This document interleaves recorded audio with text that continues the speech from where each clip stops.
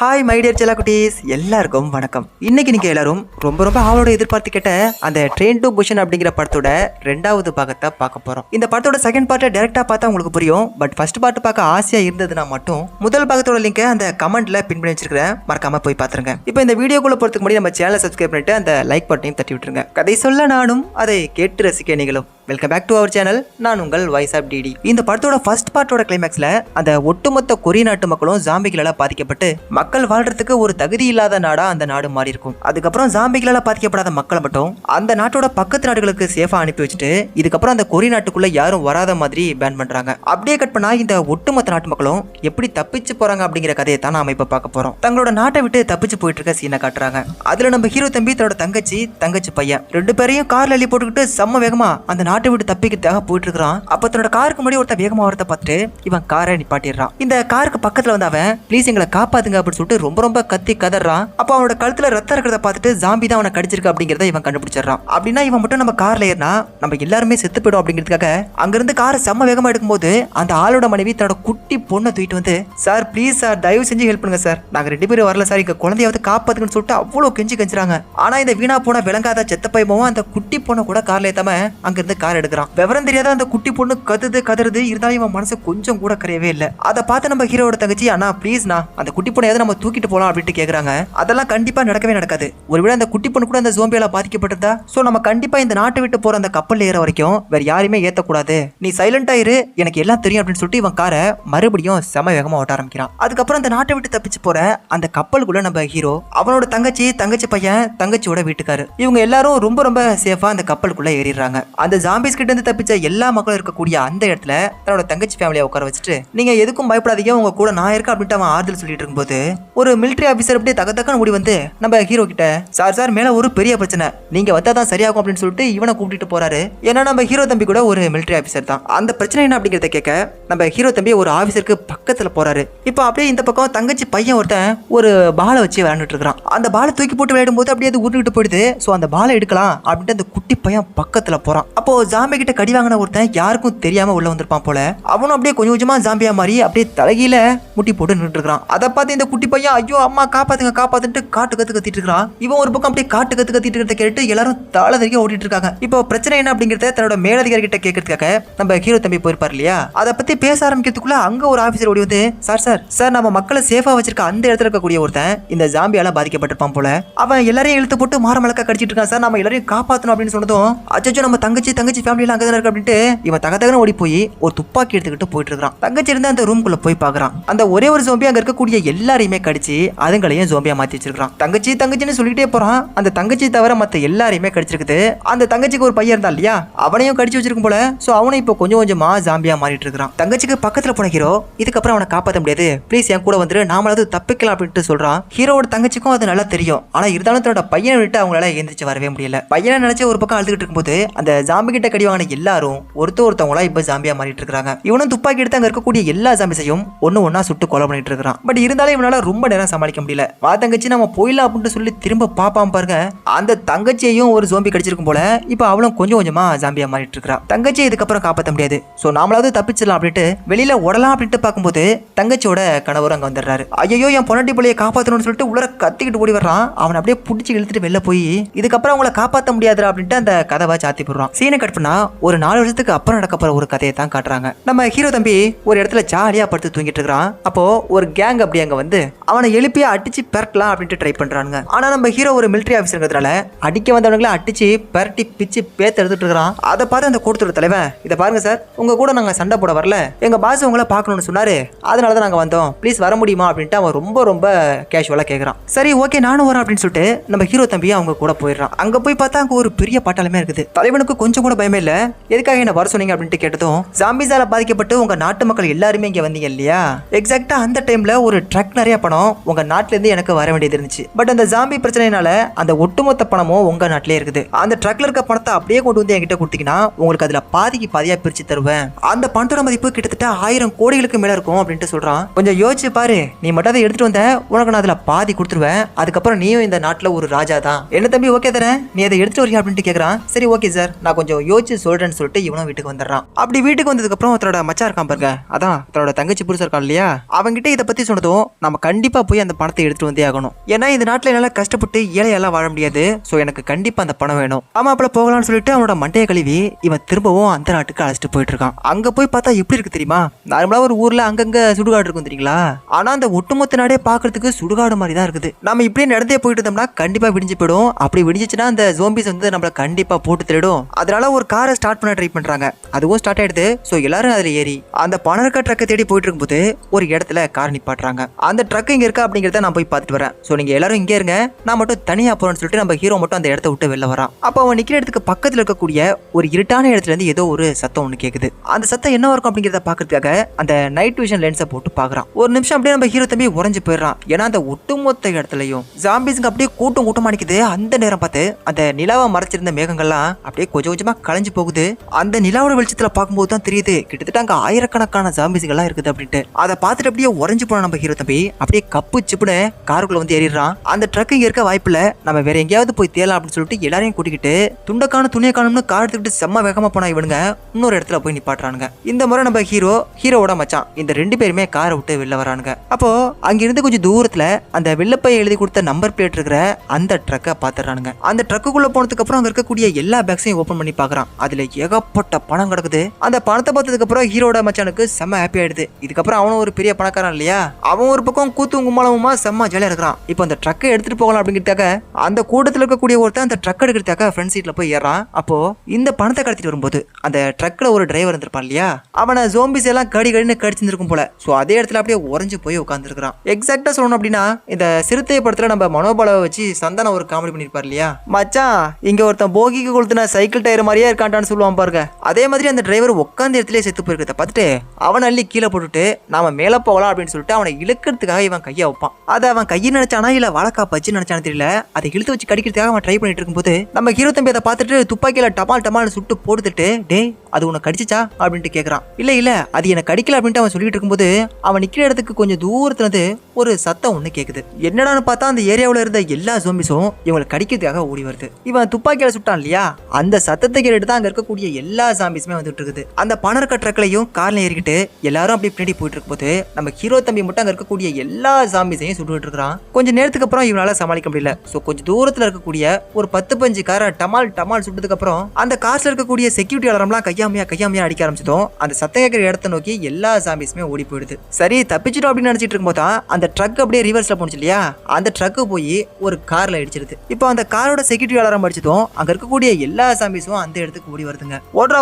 அப்படின்ட்டு எல்லாரும் செம்ம வேகமா அந்த இடத்த விட்டு தலைதறிக்க ஓடிட்டு இருக்கும்போது இந்த காரோட சத்தம் கேட்டு எல்லா ஜாம்பிஸும் ஓடி வரும்போது அப்படியே அடிச்சு நொறுக்கி தள்ளிட்டு போயிட்டு இருக்காங்க. அப்போ அத்த நேரம் பார்த்து நம்மளாம் தீபாவளிக்கு ராக்கெட் விடுவோம் பாத்தீங்களா, இவனுங்களோட கார் போயிட்டு இருக்க அந்த இடத்துல அந்த ராக்கெட்டை எவனோ விட்டுறான். அதுவும் 1 இல்ல 2 இல்ல ஏகப்பட்டது. அதே நேரத்துல வான வெடிக்கை கூட காட்டுறாங்க. இது வரைக்கும் வெறும் சத்தத்தை வச்சு மட்டும் தான் அந்த ஜாம்பிஸ்க நம்ம ஹீரோவையும் அவங்க டீமையும் அட்டாக் பண்ணுச்சு. ஆனா இப்போ அந்த வான வேடிக்கை அந்த ராக்கெட் பறக்கிறது இதெல்லாம் வச்சு அந்த வெளிச்சத்துல அந்த ஜாம்பிஸால இவனுங்க எல்லாரையுமே நல்லா பார்க்க முடியுது. அந்த ட்ரக்குக்கு முன்னாடி போன காரு அந்த ஜாம்பிஸ் மேல இடிச்சு ஒரு இடத்துல போய் கீழே விழுந்துருது. அந்த காருக்கு நேரா இந்த ட்ரக் போகும்போது அதை இடிக்க கூடாது அப்படிங்கிறதுக்காக ஒரு சடன் பிரேக் அடிப்பாங்க பாருங்க.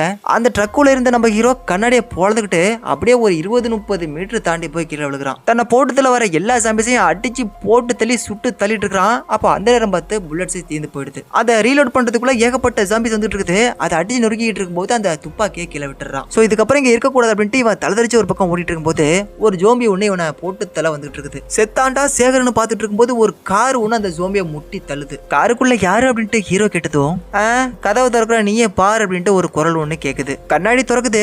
உள்ள வந்து ஒரு சின்ன பொண்ணு ஒருத்தி உட்காந்துருக்கா. உயிர் வேணும்னு ஆசைப்பட்டீங்கன்னா காருக்குள்ள ஏறு அப்படின்ட்டு அந்த பொண்ணு சொல்றா. உயிர் முக்கியம் அப்படின்னு சொல்லிட்டு இவனும் அந்த பொண்ணை நம்பி அந்த காருக்குள்ள ஏறி உட்காடுறான். இந்த பொண்ணு காரை ஓட்டுறதுக்கு முன்னாடி ஃபைட் ஜெட் ஓடிருப்பா போல. அந்த பொண்ணு ஓட்டுற வேகத்துக்கு நம்ம அந்த ஜோம்பிஸ் கிட்டே மாட்டி செத்து போயிருக்கலாம். இப்படி தெரியாதனமா வந்து மாட்டிக்கிட்டோமே நம்ம ஹீரோ நினைக்கிற அளவுக்கு ஆயிடுது. இதுல என்னன்னா பாருங்க, அந்த பொண்ணுக்கு ஒரு தங்கச்சி, அந்த தங்கச்சி அந்த காருக்குள்ளேயே உட்காந்துருக்கா. அந்த பொண்ணு போற வேகத்துக்கு நம்ம தலைவன் காருக்குள்ள லெப்டும் ரைட்டும் முன்னாடி இப்படி மாத்தி போயிட்டு இருக்கிறான். ஆனா அந்த குட்டி பொண்ணு அப்படி சைலண்டா அதே இடத்துல உட்காந்துருக்கா. இப்ப இந்த காரை ஒரு சபை வழியா போக வேண்டியது இருக்குது. ஆனா அந்த இடத்துல ஏகப்பட்ட ஜாம்பிஸ் இருக்குது. சோ இப்ப இந்த குட்டி பொண்ணு என்ன பண்றா அப்படின்னா ஒரு லைட்டர் எரியிற கார் எடுத்து அந்த ஜாம்பிஸ் இருக்கிற இடத்துக்கு பக்கத்துல போக வச்சுட்டு அதுக்கப்புறம் அந்த கார்ல ஒரு சவுண்ட வர வைக்கிறா. அந்த காரோட சத்தத்தையும் வெளிச்சத்தையும் எல்லாத்தையும் பார்த்துட்டு ஒட்டுமொத்த ஜாம்பிஸும் அந்த காரை பின்னாடி ஓடி வந்துட்டு இருக்குது. ஆனா அந்த பொம்மை காரு இந்த காருக்கு பக்கத்துல வந்து தடம் புரண்டு போயிடுது. சோ தசை திருப்ப நினைச்ச எல்லா ஜாம்பிஸும் அந்த காருக்கு பக்கத்திலேயே வந்துருதுங்க. எங்க அம்மா உன்னை பெற்றதுக்கு பதிலாக ஒரு 5-6 அம்மி கல்ல பெற்றிருக்கலாம், அதை எடுத்து நான் அந்த ஜோம்பிஸை அடிச்சுட்டு இந்த இடத்த விட்டு தப்பிச்சு போயிருப்பேன். போயும் ஒன்னும் போய் நான் கூட்டிட்டு வந்தேன் பாருன்னு அந்த பொண்ணு கடுப்படிக்கும் போது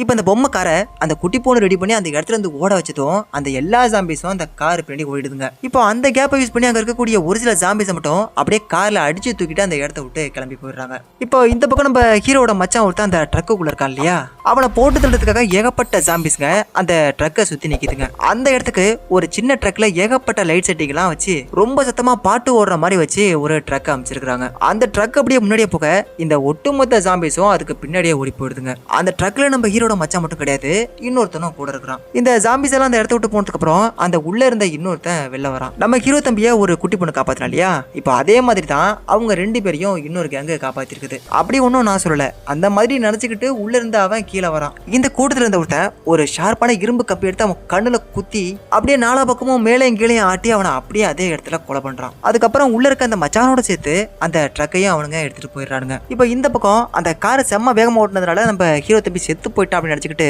ஒரு தாத்தா ஒருத்தர் அவனை தரன்னு இழுத்துட்டு போயிட்டு இருக்காரு. அப்ப நம்ம ஹீரோ தம்பி திடீர்னு கண்ணை முடிச்சிடறான். அதை பார்த்து அந்த தாத்தா பயப்பட அந்த தாத்தா பயந்ததை பார்த்து இவனும் பயந்து போயிடுறான். அப்போ அந்த நேரம் பார்த்து அங்க ஒரு லேடி வராங்க. இந்த குட்டி பொண்ணு அவங்கள பார்த்துட்டு அம்மானு ஓடி போய் கட்டி பிடிச்சிக்கிறான். அந்த லேடியை பார்த்து நம்ம ஹீரோ செம்மையா ஷாக் ஆயிடுறான். ஏன்னா இந்த படத்தோட ஸ்டார்டிங் சீன்ல அந்த ஜாம்பிஸ்க்கு பயந்துக்கிட்டு காரை செம்ம வேகமா ஓட்டு வந்திருப்பான். அப்போ ஒரு 3 பேர் வந்து ஹெல்ப் கேட்டிருப்பாங்க இல்லையா, ஒரு ஹஸ்பண்ட் அண்ட் ஒய்ஃப் அப்புறம் ஒரு குழந்தை. அந்த ஹஸ்பண்ட் ஒய்ஃப் 2 பேரும் நாங்க வரல, ப்ளீஸ் இங்க குழந்தையாவது காப்பாத்துங்க அப்படின்ட்டு கேச்சிருப்பாங்க. அந்த லேடி தான் இப்போ இங்க நிக்கிற இந்த லேடி. அவங்க கையில வச்சிருந்த அந்த குட்டி பொண்ணு தான் இந்த பொம்மைக்கார ஓட்டுன இந்த குட்டி பொண்ணு. அதை பார்த்ததுனாலதான் நம்ம ஹீரோ தம்பி இப்போ செம்ம ஷாக்ல உட்காந்துருக்கான். அவங்கள பார்த்தது இவனுக்கு நல்லாவே தெரியுது, ஆனா இவன் யாருன்னு அவங்களுக்கு தெரியல. அந்த லேடி இவங்கிட்ட நீங்க 631 சேர்ந்தவங்களா அப்படின்ட்டு கேக்குறாங்க. இல்ல நான் கண்டிப்பா அதை சேர்ந்தவன்ல, அப்படின்னா என்ன அப்படின்ட்டு இவன் கேக்குறான். அது ஒரு மோசமான பைத்தியக்காரனுங்க இருக்கிற ஒரு குரூப். ஜாம்பிஸ் கிட்ட இருந்து தப்பிச்ச ஒரு சில பேரை காப்பாத்துறதுக்காக நம்ம ராணுவம் அமைச்ச ஒரு படை, நம்ம நாட்டு ஜனாதிபதி அனுப்பி வச்ச ஒரு குரூப். ஆனா அவனுங்களே இங்க வந்து மாட்டிக்கிட்டதுனால நம்மள மாதிரி இருக்கிற ஒரு சில பேரை கண்டுபிடிச்சி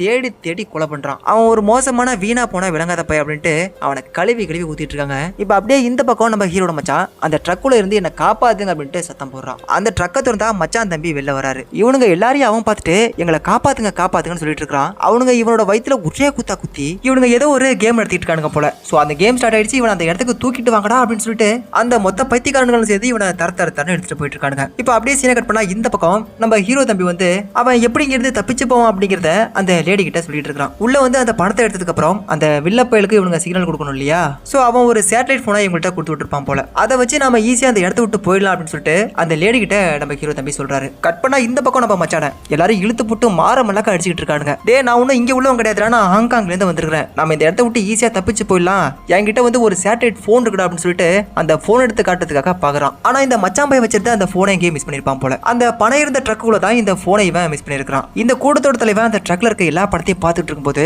அந்த சேட்டலைட் போனை அவன் பாத்துறான். இப்ப அப்படியே இந்த பக்கம் மறுபடியும் நம்ம மச்சான காட்டுறாங்க. அவங்க கிட்ட அவன் சொன்ன மாதிரி எந்த ஒரு சேட்டலைட் போனும் இல்ல இல்லையா, அவன் பொய் சொல்றான் அப்படின்னு நினைச்சுக்கிட்டு அவன் சட்டையை பிடிச்சி கழிச்சிட்டு அவன் உடம்புல 61 அப்படின்ட்டு நம்பர் போடுறாங்க. அதாவது இவனுங்க வந்து ஒரு கேம் நடத்துறானுங்க போல. அதுல நீ கண்டிப்பா கலந்துகிட்டே ஆகணும் அப்படின்னு சொல்லிட்டு அவனை வந்து ஒரு கண்டெய்னருக்குள்ள அடிச்சிடறாங்க. உள்ள போனதுக்கு அப்புறம் இவன் அப்படியே செமையா ஷாக் ஆயிடுறான். என்னன்னா அங்க ஏகப்பட்ட பேரு அந்த கண்டெய்னரோட கார்னர்ஸ்ல அப்படியே சட்டையை கழட்டி போட்டு அந்த பக்கமா திரும்பி உட்காந்துருக்கானுங்க. என்னடா அப்படின்னு பார்த்தா இந்த வில்ல பசங்க நடத்த போற கேம்ல கலந்துக்கிறதுக்காக தான் இவ்வளவு பேரை பிடிச்சிட்டு வந்திருக்கானுங்க. இப்போ இந்த சேட்டலைட் போனுக்கு அந்த ஹாங்காங்ல ஒரு வில்ல இருக்காம பாருங்க, அந்த வில்ல பைய கால் பண்ணதும் இந்த வில்ல பைய அதை எடுக்கிறான். நம்ம ஹீரோட டீம் மொத்தமா செத்து போச்சு அப்படிங்கிற மாதிரி அந்த ஹாங்காங் வில்லங்கிட்ட இந்த பைய சொல்றான். சரி அதனால ஒரு பிரச்சனையும் கிடையாது, அந்த ட்ரக்ல ஏகப்பட்ட காசு இருக்கு இல்லையா, அதை மட்டும் நீ என்கிட்ட எடுத்துட்டு வரேன்னு சொன்னீங்கன்னா கண்டிப்பா உன்னை அந்த நாட்டுல இருந்து ஒரு சேஃபான நாட்டுக்கு நான் கொண்டு போய் விட்டுருவேன். அது மட்டும் இல்லாம அந்த பணத்துல நீ பாதி எடுத்துக்கலாம் அப்படின்னு சொன்னதும் இவனுக்கு அப்படியே செமையா ஹாப்பி ஆயிடுது. சரி ஓகே சார், நீங்க சொன்ன மாதிரி அந்த பணத்தை நான் ரொம்ப சேஃபா எடுத்து வந்து ஒப்படைக்கிறேன் அப்படின்ட்டு ஒத்துக்கிறான். இப்ப அப்படியே இந்த பக்கம் நம்ம மச்சான ஒரு பெரிய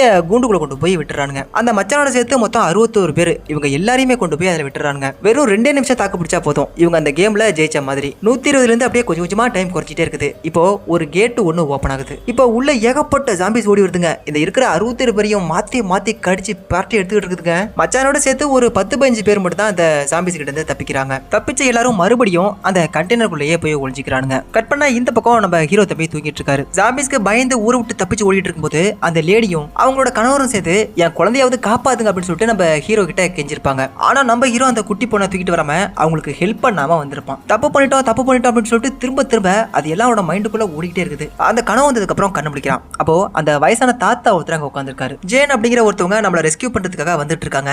ஆனா இப்ப அவங்க எங்க இருக்காங்கன்னு தெரியல. ஆனா கண்டிப்பா ஒரு நாள் நம்மள தேடி வருவாங்க, என் குட்டி பேத்திய காப்பாத்துவாங்க, எனக்கு நிறைய நம்பிக்கை இருக்கு அவங்க வருவாங்க அப்படின்னு சொல்லிட்டு அந்த தாத்தா ஒரு பக்கம் சொல்லிட்டு இருக்காரு. நம்ம ஹீரோவுக்கு திரும்ப திரும்ப அந்த கனவு வந்து ரொம்ப ரொம்ப டிஸ்டர்ப் பண்ணிட்டு இருக்குது. சோ அந்த லேடி கிட்ட போய் இத பாருங்க, அன்னைக்கு உங்க குழந்தைய காப்பாத்த சொல்லி என் காரை மறிச்சிங்க, ஆனா நான் தான் உங்களுக்கு ஹெல்ப் பண்ணாம அந்த இடத்த விட்டு வேகமா வந்துட்டேன், ப்ளீஸ் என்ன மன்னிச்சிருங்க அப்படின்னு சொல்லிட்டு இவன் சொல்றான். அதுக்கு அந்த லேடி ரொம்ப ரொம்ப சிம்பிளா, இத பாருங்க சார், நீங்க மட்டும் இல்ல டோட்டலா ஒரு 30-31 கார் வந்துச்சு, ஒவ்வொரு காரும் நிக்காம போகும்போது சரி பரவாயில்ல அடுத்து ஒரு கார் வரும் அது நிக்கும்னு சொல்லிட்டு நாங்க ரொம்ப நேரம் அங்கே நின்னுட்டு இருந்தோம். ஆனா அங்க எந்த காருமே நிக்கல சார், என்ன பண்றது, எல்லாருமே உயிர் பயத்துல போகும்போது யாருமே அந்த மாதிரி ஹெல்ப் பண்ண மாட்டாங்க தான் சார். இப்போ நீங்க அதை நினைச்சு ஃபீல் பண்ணிட்டு இருக்க வேண்டிய அவசியம் கிடையாது. இந்தாங்க கண்ணை பிடிங்க, நம்ம இந்த இடத்த விட்டு தப்பிக்கிறதுக்கான வழியை பார்ப்போம்ட்டு ஒரு கண்ணை கொடுக்குறாங்க. அதுக்கப்புறம் அந்த லேடி, நம்ம ஹீரோ, அந்த லேடியோட 2 பசங்க, அந்த தாத்தா, அந்த 5 பேரும் இந்த சேட்டலைட் போன் எடுக்கிறதுக்காக இங்க இருக்கிற வில்லப்பையலோட இடத்துக்கு வராங்க.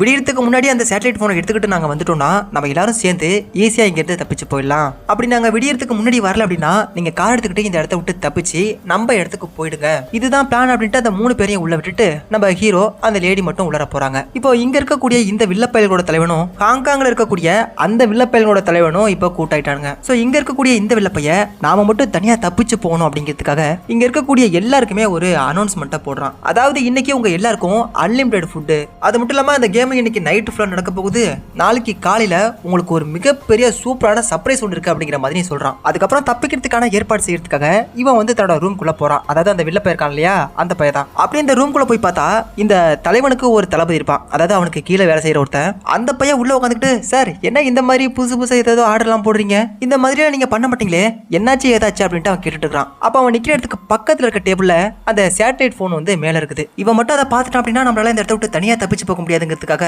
ஒரு வழியா ரொம்ப ரொம்ப கஷ்டப்பட்டு அந்த சேட்டலைட் போனை மறைச்சிடறான். அதுக்கப்புறம் நம்ம தலைவனோட எடுப்பு ஒருத்தன் தான் இல்லையா, தொப்பி போட்ட ஒருத்தன், கதவை திறந்துட்டு உள்ள வந்தவன், பாஸ் எல்லாமே ரெடி ஆயிட்டு அப்படிங்கிற மாதிரி சொல்லிட்டு வரான். எது ரெடி ஆயிட்டா, என்ன ரெடி ஆயிட்டா அப்படிங்கிற மாதிரி அவன் கேட்கறான். இவனுக்கு டவுட் வந்துட்டு சோ இவனை போட்டு தள்ள வேண்டியதா அப்படிங்கிறதுக்காக ஒரு துப்பாக்கி எடுத்து நம்ம தலைவன் அவனுக்கு பின்னாடி எடுத்து ஒளி வச்சுக்கிறான். அவன் கேட்கிற எல்லா விஷயமுமே கொஞ்சம் டவுட்டோட கேட்கற மாதிரியே கேட்கறான். இங்க ஏதோ ஒரு தப்பு நடந்திருக்கு அப்படிங்கிறது அவனுக்கு தெரிஞ்சிருக்குங்கிற மாதிரியே கேட்கறான். அவன் அப்படி கேள்வி கேட்கறத பார்த்த நம்ம தலைவன் அந்த துப்பாக்கியை ட்ரிகர் பண்றான். அந்த துப்பாக்கி ட்ரிகர் பண்ற சவுண்ட இந்த தளபதி கேட்டுறான். ஆஹா, இதுக்கப்புறம் நம்ம ஏதாவது கேள்வி கேட்டா நம்மள போட்டுருவோம் போலயே, சோ நம்ம உயிரை நம்மளே காப்பாத்திக்குவோம் அப்படின்னு அவன் சுடுறதுக்கு முன்னாடி நேக்கா அந்த இடத்த விட்டு நழுவி போயிடுறான். நம்ம தப்பிச்சு போக அந்த ட்ரக்கை போய் நீ ரெடி பண்ணு, நான் பின்னாடியே வந்துடுறேன்னு சொல்லி அந்த தொப்பி போட்டவனை மட்டும் அனுப்பி வைக்கிறான். இப்போ நம்ம ஹீரோவும் அந்த லேடியும் அந்த ட்ரக்கு கிட்ட வந்துடுறாங்க. நம்ம ஹீரோவுக்கு கொடுத்த அந்த சேட்டலைட் போன் வந்து உடஞ்சு போய் கிடக்குது. அந்த போனை ஆன் பண்ண ட்ரை பண்றாங்க, ஆனா அது ஆன் ஆகல. சோ என்ன பண்றதுன்னு தெரியாம இவங்க முடிச்சிட்டு இருக்கும்போது அந்த தொப்பி போட்டவன் அங்க வரான். அவனோட தலையில வெறும் துப்பாக்கி மட்டும் தான் வைப்பாங்க. உங்க சேட்டலைட் போன்ல ஒரு போன் கால் வந்துச்சு, அதை எங்க தலைவன் எடுத்து அட்டன் பண்ணா, உங்க தலைவன் எங்க தலைவன் கிட்ட பேசி நீங்க காசு எடுத்துட்டு வந்தா உங்களை சேவ் பண்ணிடுவோம், உங்களுக்கு காசும் கொடுப்போம் அப்படின்னு சொன்னாங்க. சோ நாங்க தப்பிச்சு போகிறதுக்காக ரெடி ஆயிட்டு இருக்கோம் அப்படின்ட்டு எல்லாத்தையும் அப்படியே சரமாரியா ஒப்பிச்சிடறான். அந்த லேடி நம்ம கிட்ட நமக்கு டைம் கொஞ்சமா இருக்குது, சோ சீக்கிரம் நீங்க போய் அந்த போன் எடுத்து வந்திருக்கேன், நான் அது வரைக்கும் உனக்காக வெயிட் பண்றேன் அப்படின்னு சொன்னதும் நம்ம ஹீரோ அப்படியே துள்ளி குதிச்சு மான் மாதிரி ஓடி போறான். இப்ப உள்ள இவனுக்கு நடத்துவானுங்க இல்லையா கேம், அந்த கேமும் ஒரு பக்கம் ஸ்டார்ட் ஆயிடுது. அதே நேரத்துல தப்பிச்சு போக வந்த தலைவன், டேய் ட்ரக் எடுறா, என்னடா பண்ற அப்படின்னு கேட்டுட்டு இருக்கும்போது ட்ரக்குள்ள இருக்கிற அந்த லேடி துப்பாக்கியோட ஒரு போஸை கொடுக்குறான். அடியே நீ என்ன செத்து போல அப்படின்ட்டு அவங்க கேட்டதும், நீ என்ன செத்து போகாம இருக்கிய கண்ணு, உன்னை முடிச்சிட்டு தான் அந்த இடத்த விட்டு கிளம்பும் அப்படின்ட்டு அந்த பொண்ணு சொல்ல டமால் எடுத்து துப்பாக்கி அடிச்சுடுறான். அதுக்கப்புறம் அந்த ட்ரக்கை ரிவர்ஸ் எடுத்து வந்து அந்த தலைவனை உச்சியே போடுதான். ஒரு 4-5 சம்மர் சால்ட் போட்டு கீழே விழுகிறான். இப்ப அப்படியே இந்த பக்கம் நம்ம ஹீரோ தம்பி ஒரு ஜாம்பி ஒண்ணு ஒருத்தனை கடிக்க போறத பார்த்துட்டு அவனை காப்பாத்துறதுக்காக அந்த சாம்பியை சுடுறான். அப்படி அந்த சாம்பியை சுட்டு போட்டு தள்ளதுக்கு அப்புறம் தான் தெரியுது அவன் காப்பாத்துனதே தன்னோட மச்சான் தான் அப்படின்ட்டு. டேய் மச்சான், நீ இன்னும் உயிரோட தான் இருக்கியா, உன்னை இரு நான் காப்பாத்துறேன்ட்டு பார்க்க ஒரு சின்ன டப்பா மாதிரி இருக்குது, அது தூக்கி மேல போட்டு இவன் துப்பாக்கி அடிச்சுட்டதும் அந்த மொத்த இடமும் அப்படியே புகமண்டலமா மாறி போயிடுது. அந்த மொத்த இடமும் அப்படியே புகமண்டலமா மாறி போயிடுது. இவங்க நிக்கிறத யாராலையுமே பார்க்க முடியல. இப்போ மயக்கம் போட்டு கிடக்கிற இந்த வில்லப்பையோட பாக்கெட்ல இருக்கிற